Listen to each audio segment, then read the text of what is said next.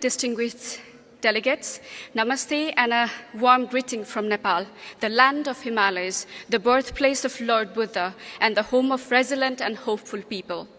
I stand before you today not just as an elected representative, but as a daughter of Himalayas who grew up witnessing inequalities and limited opportunities. But today, I proudly represent a society that is moving forward, one that is learning to value inclusion, justice, and dignity for all. I have seen changes.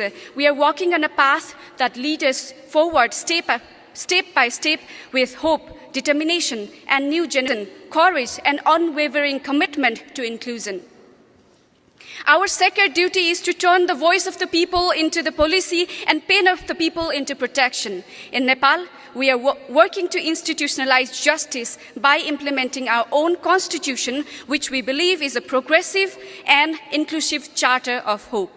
But drafting laws alone is not enough. We must build a political culture grounded in empathy, accountability, and inclusion that truly reflects the need of aspirations of the people. And no one understands those aspirations better than today's youth. This is the era of speed. Young people no longer want to wait decades for the change. We want to drive it now with innovation, with courage, and global solidarity. We are not here to inherit a broken system. We are here to reshape them. And the urgency, we feel it not just about development, it's about peace too. At a time when parts of the world are falling into war and division, we, the youth, offer another path, one of the peace, unity, and shared humanity.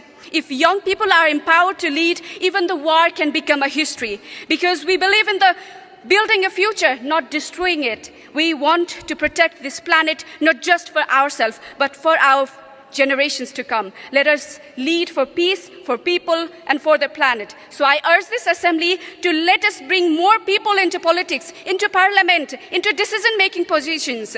We youth can lead, we can bring fresh energy, bold ideas, and the speedy results the world needs today. Thank you. Namaste.